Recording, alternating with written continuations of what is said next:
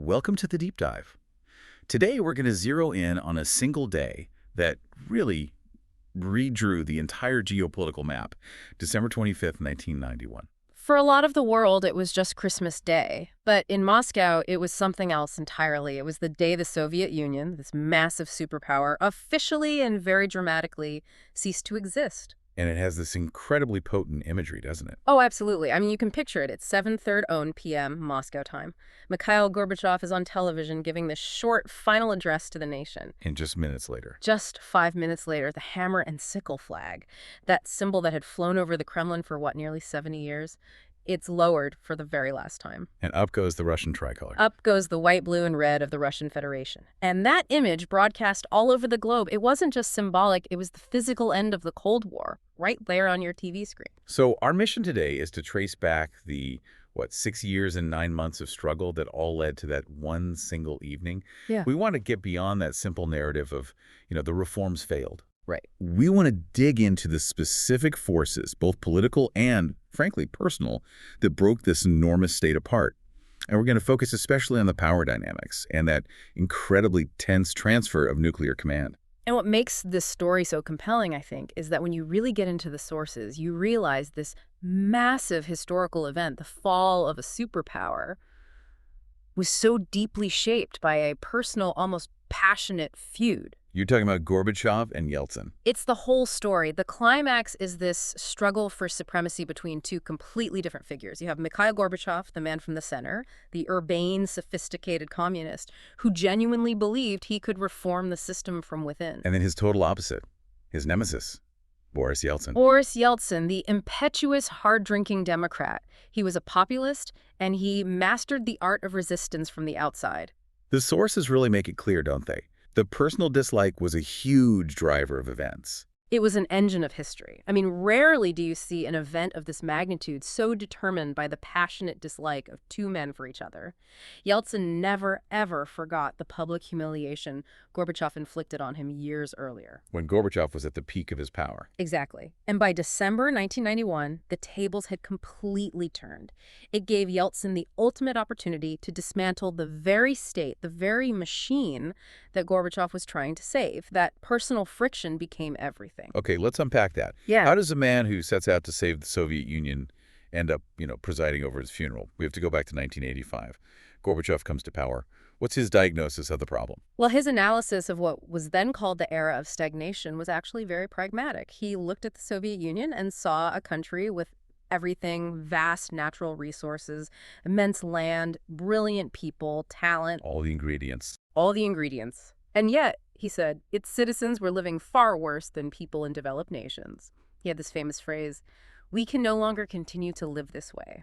And it wasn't just rhetoric. He knew the USSR was falling dangerously behind. Which brings us to the two words that everyone knows from that era, perestroika and glasnost.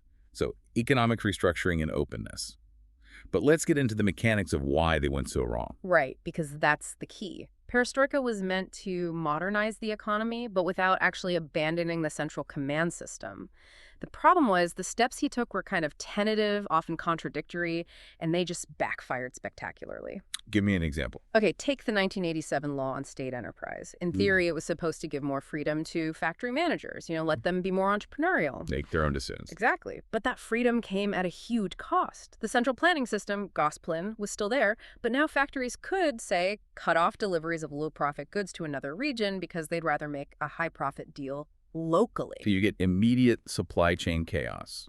Immediate and devastating bottlenecks across the entire country.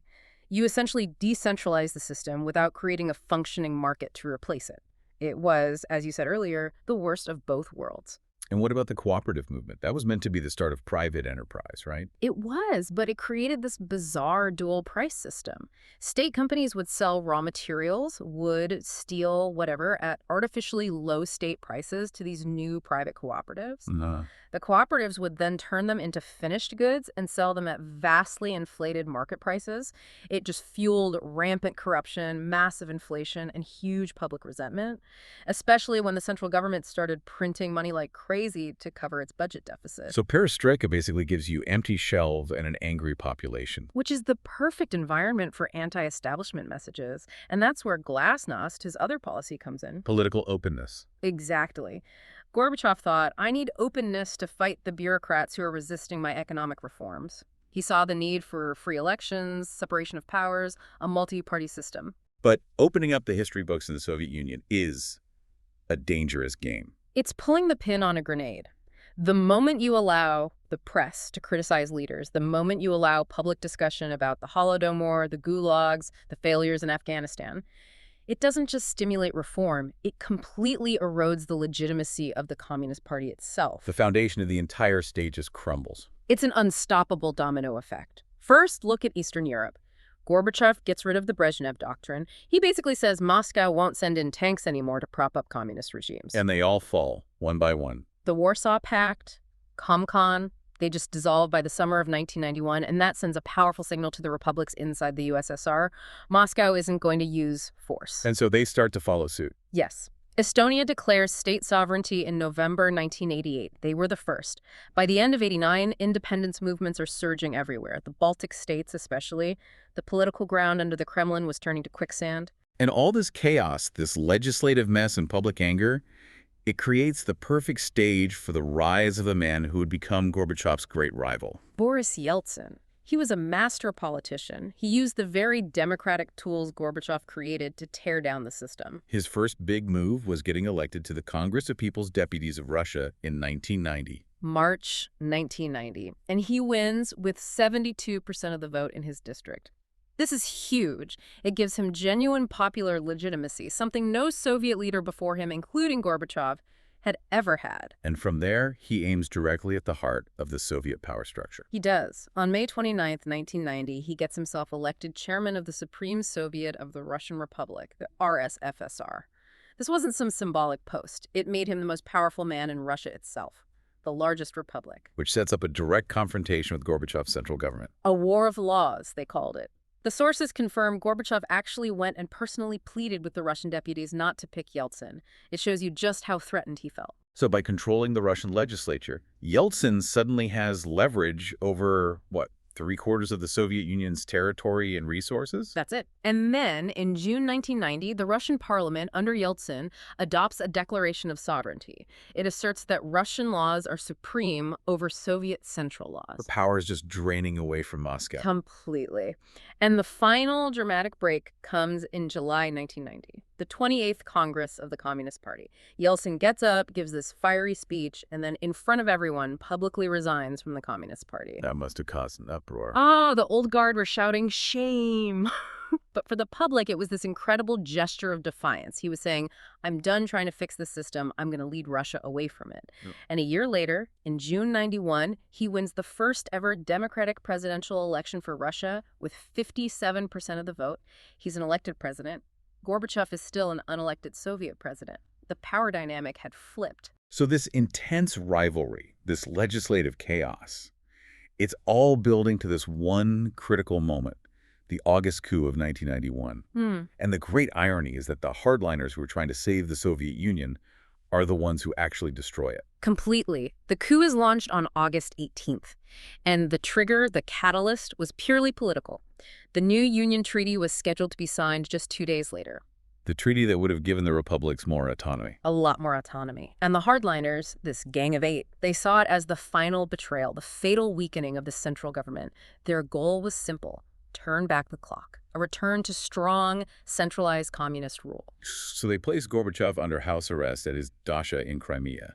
This is Yeltsin's moment, isn't it? It was the moment he was born for, and he seized it with just incredible courage and, you have to say, a real sense of political theater. Right. While the coup plotters are on TV, looking shaky and confused, Yeltsin races to the White House of Russia, the seat of his government, to defy them. And we all know that famous image of him standing on top of a tank, reading a decree demanding Gorbachev's release. It was the iconic moment of resistance. And the people came out for him. The coup fizzled. It did. The popular demonstrations were huge, but just as important, key military units defected. They refused to fire on the crowds. So by August 21st, it's over. The coup has failed. Gorbachev is rescued, he's flown back to Moscow, but it's a Pyrrhic victory. And why is that? Why do the sources all say that even though he was back in his office, he was politically finished? Because in those 3 days, the loyalty of the army, the KGB, the whole state apparatus, it had irrevocably swung to Yeltsin. He was the man who stood up to the plotters while Gorbachev was helpless. So Gorbachev comes back talking about saving the Communist Party. Yeah. While Yeltsin is busy banning it on Russian soil, nobody was listening to Gorbachev's commands anymore. Yeltsin just started taking over, seizing control of key union ministries, even the Kremlin complex itself. By September 91, Gorbachev was a president with no country to govern. And this collapse of political authority brings us to maybe the most terrifying aspect of the whole crisis. Control over the nuclear arsenal, the chaget, the nuclear briefcase. Right. The chemodonjic, they called it, the little suitcase. And it's so important to understand what this thing was. It weighed about 3.3 pounds, had a gold lock, and it was basically a portable communications terminal. The link to the strategic rocket forces. Exactly. It connected the supreme commander, the president, to the nuclear forces through a secure system called Kazbek. It was the button, the mechanism to authorize a launch. And it was guarded around the clock. Never left his side. Gorbachev was constantly followed by 3 plainclothes colonels. 1 was always off duty, but 2 were always with him. They slept where he slept. Their only job was to ensure he had instant access to that system. So, when Gorbachev is put under house arrest in Crimea, civilian control over the entire Soviet nuclear arsenal is just gone. How did the system handle that? This is where the political system just completely failed the technical safeguards. Soviet succession rules were clear. If the president is incapacitated, the backup Cheget, the one assigned to the vice president, Gennady Yanayev, should have been activated. But Yanayev was one of the coup leaders. The video of him at the press conference, visibly drunk, hands shaking, the idea of him having the codes is just chilling. It is chilling. But thankfully, the system had its own sort of human checks against pure madness.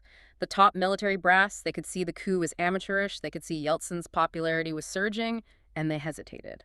They were in no rush to hand over the ultimate symbol of power to a man the sources literally describe as a drunken clown. So Yanayev never actually got control. There's very strong evidence he was never given access to the Kazbek communication system. They effectively locked him out. Okay, but what about the other 2 briefcases? The Minister of Defense, Yazov, and the Chief of General Staff, Moisev. They were both coup supporters. And this is the critical part that shows you how unstable things were. According to well-informed sources, once Gorbachev's Cheget vanished from the network, meaning the legitimate civilian authority was gone, operators in Moscow took an extraordinary step. They proactively deactivated the other 2 Chegets. They deactivated them, so they deliberately paralyzed the command structure at the very top. They did. Rather than risk the coup plotters gaining full control, they basically shut the system down at the political level. It shows that in the moment of crisis, it all came down to human judgment and risk aversion, not some automatic procedure. But the most shocking vulnerability really wasn't military. It was just how easily Gorbachev was isolated. That is the core lesson. The technical system was robust, but the political system was incredibly brittle. The KGB controlled the presidential communications. They just cut the phone lines. And the military officers guarding the Cheget, paralyzed by decades of deference to the KGB, they just accepted it. So the system was safer from a rogue general than from a simple internal plot that pulled the plug. And Yeltsin learned that lesson immediately. From that moment on, control of the Cheget became the absolute non-negotiable symbol of Russian power. He made a huge public show of it, using it during the Norwegian rocket incident in '95, and then again after his heart surgery in '96. The performance of controlling the nuclear keys became synonymous with being the leader of Russia. So even after the drama of the August coup, the Soviet Union wasn't legally gone. The final death blow, it turns out, didn't come from Moscow. It came from Ukraine in December 1991. Ukraine was the absolute game changer. For years, Yeltsin had been weakening the center, but he probably still hoped for some kind of renewed Slavic union. But then, in early December '91, Ukraine holds its independence referendum. And the result was overwhelming. Staggering. A 92% vote for independence, and critically, over 70% support even in the Russian-speaking areas. That was the signal. Ukrainian President Leonid Kravchuk made it crystal clear, we are not joining any new union treaty. And that forced Yeltsin's hand. It did. He told President Bush on November 30th he just couldn't imagine a union without Ukraine. And he said something very revealing. Our relations with Ukraine are more significant than those with Asian republics, which we feed all the time. So his calculation was purely pragmatic. It was. A new union without Ukraine's economy and population would just be a weak, subsidized entity that Russia would have to carry. So the choice became prop up a weak union or bury the USSR and claim all its assets for Russia. And he chose to bury it. Which brings us to this secret meeting on December 8th, the Belovezh Accords. This was the revolutionary moment. You have Yeltsin, Kravchuk, and the Belarusian leader Stanislav Shishkovich. The physicist, right. Yeah. The one who exposed the Chernobyl lies. That's him. They meet at a hunting lodge deep in a forest in Belarus, far away from Gorbachev. And what they declare is just. Ruthless in its finality. It is. They sign the Belovezh Accords. And they don't say they're leaving the USSR. They declare that the Soviet Union no longer exists as a subject of international law and geopolitical reality. They just liquidated it. And in its place, they announce this much looser thing, the Commonwealth of Independent States, the CIS. And the first person Yeltsin calls isn't Gorbachev. It's the President of the United States. I mean, the audacity is incredible. Less than 10 minutes after they sign, Yeltsin is on the phone to George H.W. Bush, and he tells him twice, President Gorbachev does not know these results. Bush must have been stunned. He was. He was immediately worried about nuclear stability, whether Gorbachev might try to use the army. Yeltsin had completely cut his own head of state out of the loop. Gorbachev only heard the news later, secondhand. What could Gorbachev even do at that point? He clearly didn't just give up. No, he was desperate. He tried to rally support through this thing called the State Council, which some sources call an awkward imitation of the UN Security Council. He just couldn't accept it. He believed the breakup was a reckless, illegal backroom deal. But the power was gone. How did that play out in those final meetings? The meetings were just chaotic. They showed the total disrespect the Republic leaders now had for him. The sources mentioned Yeltsin would show up deliberately late, just to make a point. A power move. A total power move. There's one striking story where Gorbachev is trying to talk seriously about the economic crisis, about price deregulation, and Yeltsin just cuts him off and briskly tells him to stick to the agenda. That's just open insubordination. The authority of the center was gone. Completely. So even with support from leaders like Kazakhstan's Nursultan Nazarbayev, who wanted some kind of new treaty, it was pointless. Yeltsin and Kravchuk would not sign. So if Belovezh was the political death certificate, the Alma-Ata Protocol on December 21st was the legal cleanup. Exactly. The final legal act. Representatives from 11 of the 12 remaining republics, everyone but Georgia, meet in Alma-Ata, Kazakhstan. They sign a protocol that formally establishes the CIS with 11 members. And this was crucial for international law. It was. By getting this collective consent, the dissolution was now consistent with things like the Vienna Convention. It provided the legal cover they needed, and once that was signed, Gorbachev's position was impossible. It was over. It was over. He had said he'd only resign once the CIS was a reality, and a few days later, in a secret meeting with Yeltsin, he finally accepted the fait accompli, and that set the stage for Christmas Day. So December 25th, 1991, the last day, the final act of this whole drama. And it begins, really, with a phone call to Washington to ensure global stability. That final phone call between Gorbachev and George H.W. Bush is a truly remarkable document. It happens less than 2 hours before Gorbachev goes on TV to resign. And the tone is just surprisingly warm, isn't it? It's incredibly warm. You have these two men who led rival superpowers for years, and the conversation is full of mutual respect. They were both genuinely proud that they'd managed to end the Cold War peacefully. Bush even tries to make a joke. He does. He reminds Gorbachev about their time at Camp David and says something like, the horseshoe pit where you threw that ringer is still in good shape. But underneath the warmth, the stakes are immense. Gorbachev needs the U.S. to recognize the new reality. And most importantly, he has to reassure them about the nuclear weapons. That's job number one. He formally tells Bush he's resigning and that he's transferring nuclear authority to Boris Yeltsin, the president of the Russian Federation. He gives that crucial assurance that everything is under strict control. And he asks for U.S. support for Yeltsin. He does. He asks the U.S. to back Yeltsin and the new CIS immediately, stressing the need for stability. And he also makes it clear he's not just disappearing. No, not at all. He says very clearly, I do not intend to hide in the taiga, in the woods. He wants Bush and the world to know he plans to stay politically active, to use his influence to help guide the democratic development he started. Then comes the actual handover of the codes, the transfer of the check-it. For Gorbachev, that must have been a moment of ultimate defeat. It was the final, bitter acknowledgement. The sources say the whole thing was handled terribly. It was messy, awkward, full of Yeltsin's petulance and Gorbachev's wounded pride. It wasn't a smooth, professional transition. It reflected the deep animosity between the two men. But legally, the transfer happened. Yes. Gorbachev signed the decree resigning as commander-in-chief and formally transferred the authority to Yeltsin. And Yeltsin immediately made that briefcase a central symbol of his power, a tradition that Putin has continued. And the international community, led by the U.S., fell in line very quickly. They did. President Bush went on television shortly after Gorbachev and gave his full support to Yeltsin and, crucially, to Russia immediately taking the USSR's permanent seat on the UN Security Council. That one move cemented the Russian Federation's status as the successor state. Okay, let's turn to Gorbachev's final speech. He used those last few minutes on television not just to resign, but to defend his entire legacy. He did. It's a powerful speech. His stated reason for resigning was one of principle. He said he simply could not agree with the policy of dismembering this country and disuniting the state. So his primary grievance was the way it was done. Exactly. He felt a decision of that magnitude should have been based on a popular expression of will, a referendum, not on these backroom deals he saw as illegitimate. And what about the achievements he points to?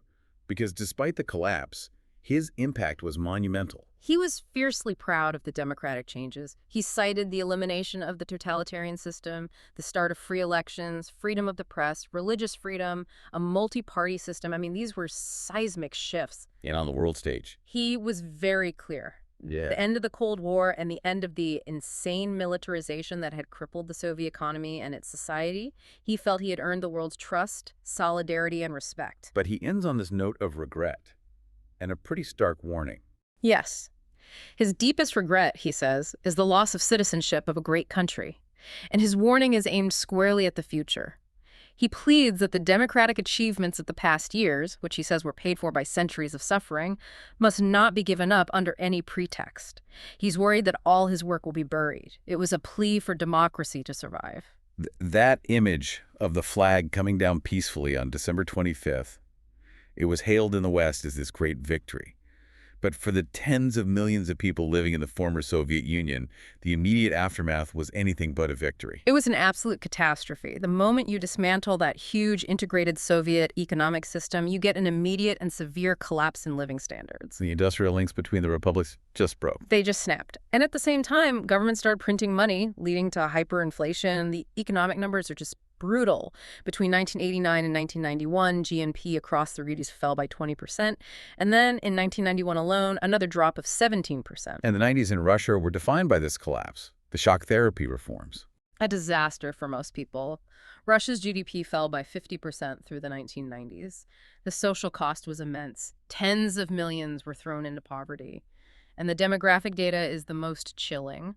Some estimates point to around 7 million premature deaths across the former USSR in the years after the collapse. From what? Rising poverty, alcoholism, the collapse of public health, just massive social dislocation. It's just hard to square that level of suffering with the geopolitical triumph. Yeah. What was the international reaction? I mean, beyond the celebration, there must have been deep anxiety. Oh, huge anxiety, especially in Europe. The European Parliament actually wanted to preserve some kind of new union. They were terrified of the economic collapse, but even more so of losing control over that huge nuclear arsenal. They were looking at Yugoslavia and thinking, we can't let that happen with nuclear weapons. Exactly. That was the nightmare scenario. And yet, despite all the chaos, the nuclear disarmament part of this story actually went surprisingly well. It is the great unsung success story of the collapse. The U.S. and its allies moved really fast in the fall of 1991, after the coup, to lock in major disarmament deals. It became an arms race in reverse. Getting the weapons out of Ukraine, Kazakhstan, and Belarus. That was the top priority. And they managed to get hundreds, if not thousands, of nuclear warheads removed from over a dozen republics and brought back under unified Russian command. It's why the doomsday clock was moved back further than at any time in its history. So President Bush made the right call in backing Yeltsin and prioritizing stability. That was the decision, yes. Though it's fascinating to read that there was real dissent. People like Defense Secretary Dick Cheney were arguing for rapid disintegration. They saw a benefit in the breakup of command and control because it diluted the threat. That sounds incredibly reckless. Well, it shows you the sheer uncertainty of that moment. They were gambling that short-term chaos was better than the long-term threat of a unified superpower. The system held, but its vulnerabilities were on full display. Which brings us to our final thought for this deep dive. We've talked about how the Cheget, the nuclear control system, was strong against a military threat, but totally vulnerable to a political plot that just cut the phone lines. Right. Yeltsin and later Putin inherited a system that is structurally very similar to the one that failed Gorbachev. And there's this great quote from the Russian historian Vasily Klyuchevsky. He characterized the Russian style of government as reliance on bayonets covered with newspapers. A system that relies on security services and information control from the top down, more than on independent courts or legislatures. So if the system still relies on that top-down secrecy and bureaucracy, and we know the biggest threat in 1991 was an internal political conspiracy, Then the question is, what really safeguards the Russian nuclear arsenal today? If that political system were to face another sudden, unexpected shock, how secure is that control? The lesson of December 25, 1991, is that physical control of the codes is only as stable as the political institutions that wield them.